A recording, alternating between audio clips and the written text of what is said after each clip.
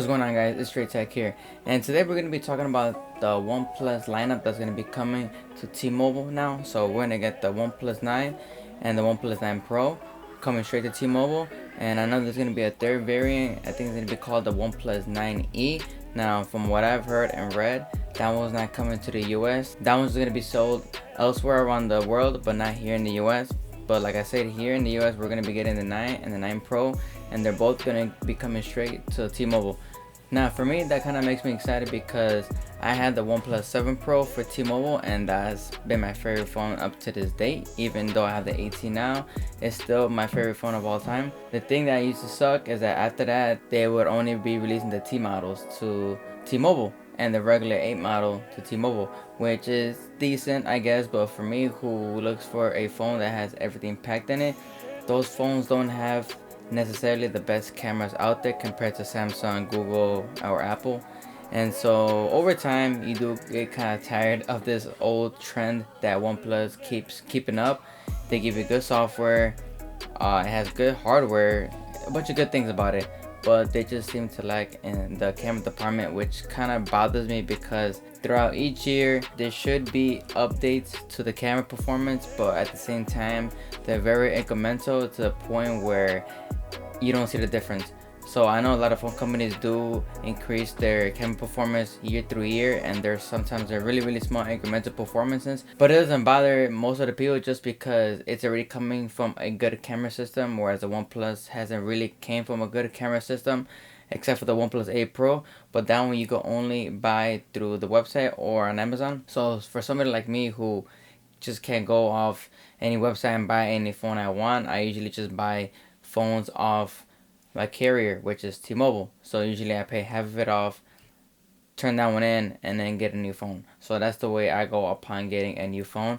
And like I said, that's why I'm excited this year, because they did announce a few weeks ago that the 9 Pro was going to be coming to T-Mobile. And I was excited because usually the 9 Pro is going to be coming with better cameras. Supposedly it's coming with Hasselblad camera equipment, so they're going to be pairing up with them.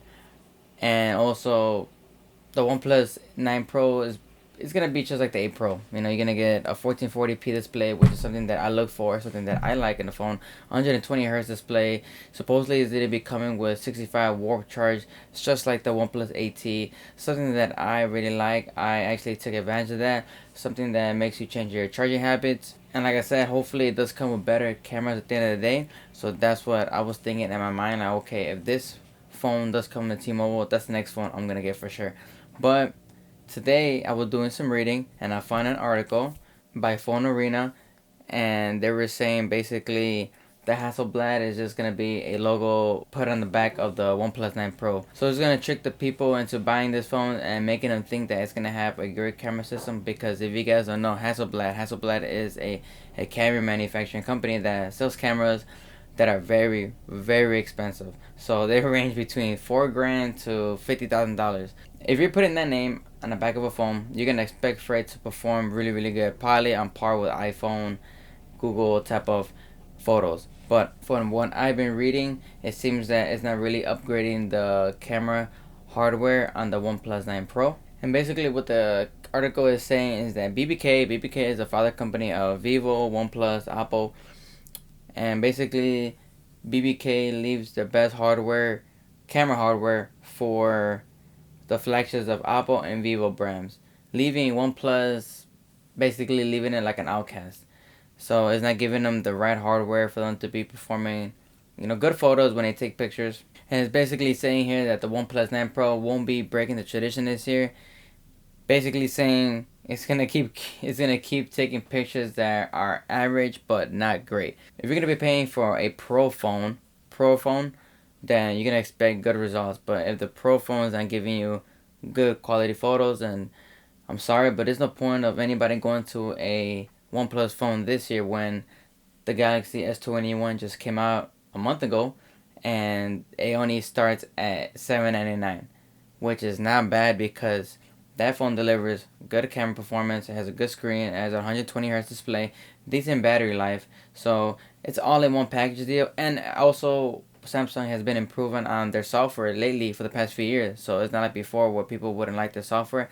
Now they're on par with other great companies that have good software. So at the end of the day, I think in my mind that the Galaxy lineup is a better phone over the OnePlus this year. So like I said, I'm just going to read the specs here, and these are just rumors of the OnePlus 9 Pro, so take this with a grain of salt. So it's going to come with a 6.7 inch 1440p adaptive 120Hz LTPO OLED display.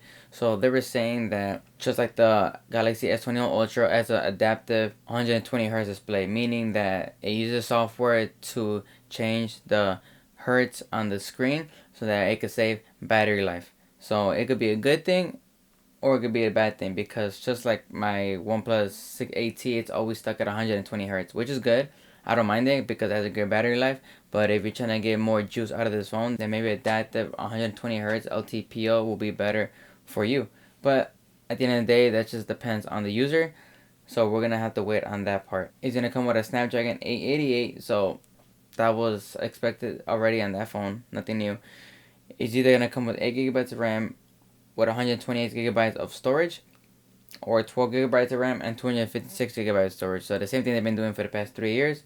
It's going to come with a 48 megapixel camera with the Hasselblad branding, a 48 megapixel aperture ultra wide angle camera, a 64 megapixel 3.3 times zoom camera. So, like I was saying, it seems like they're going to up their game on the ultra wide camera, because last year on the OnePlus 8 Pro, they had the 48 megapixel on the ultra wide, which is the same camera sensor that was on the main sensor of the OnePlus 7 Pro. It's kind of confusing, but basically they're using old hardware, nothing new here. And like I said, they're going to be using a 64 megapixel 3.3 times zoom camera. Now from what they're saying, it is not going to be optical, it's going to be a crop. For me, I'd rather have optical. I noticed even with the OnePlus 8T, this uses a 2 times crop zoom, so when you zoom into the photos, you're not getting the best detail. It's better off going with the optical zoom, where you're going to get more detail into the camera. Moving on, it's going to come with a 4500 milliamp battery, so it's going to be the same thing as OnePlus 8 Pro, same thing as OnePlus 8T. Now, I think that it's not going to be a battery champ like the OnePlus 8T. I think this one has great battery life, because this one comes with a 1080p display, and it's a smaller screen as well. So that one is going to have adaptive refresh rate, but it's going to have a bigger screen. It's going to be at 1440p. So if you consider those terms in there, I'm pretty sure it's going to have decent battery life, but not the best. And it's also going to come with 65 warp fast charging. So like I said earlier, this one was the first one to introduce 65 warp charge. Like I said, for me, I like it a lot. So it's really great that they're introducing that to the phones that are coming out this year as well, to the OnePlus lineup. And from what I read too, they're going to be including wireless charging in each phone, the 9 and the 9 Pro.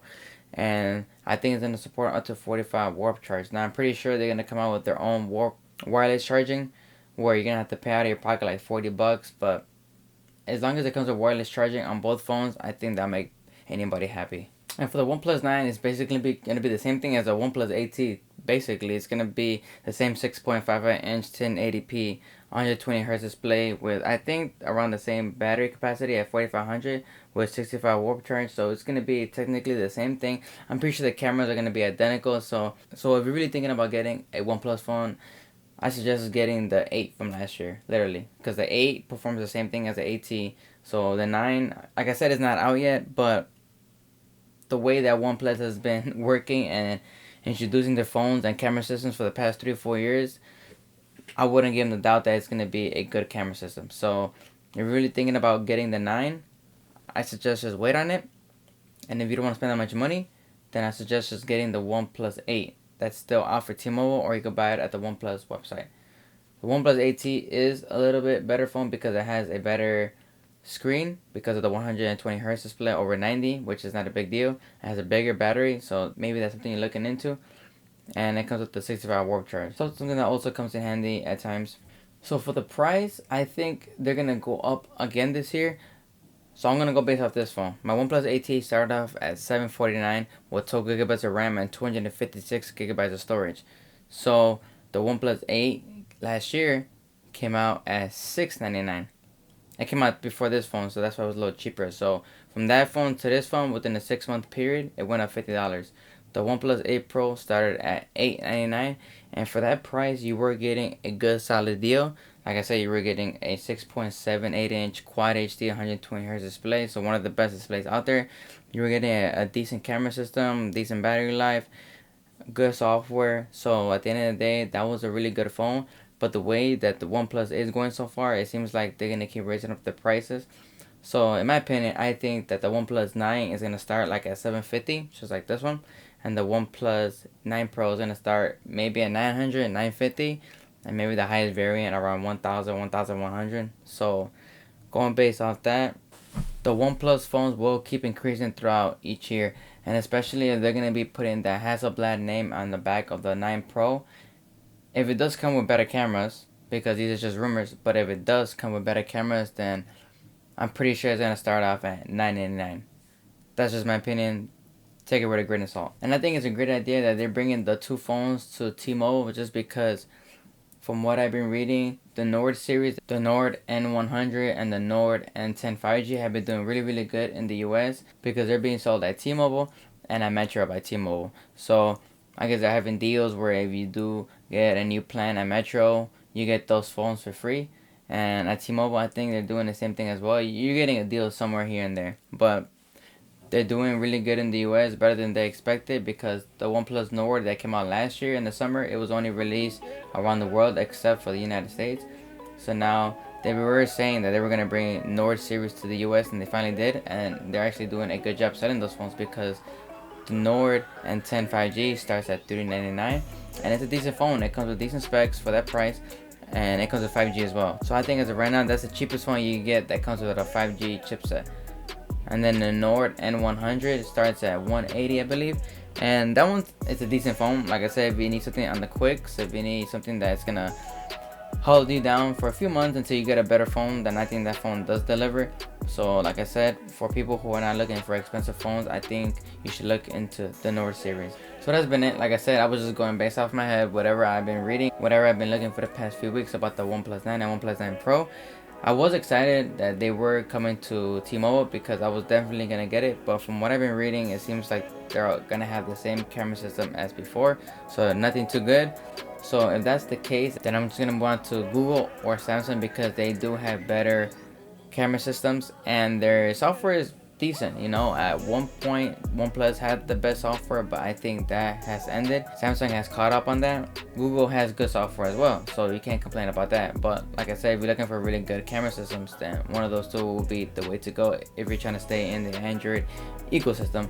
Or if you want to go to Apple, they all have pretty much good cameras. But for me, I'm gonna keep looking and wait on it and see which phone I'm gonna get next. So that's been it. Hopefully you guys enjoyed this one. Make sure you guys like and subscribe to my channel. Take care, and I'll see you guys next time.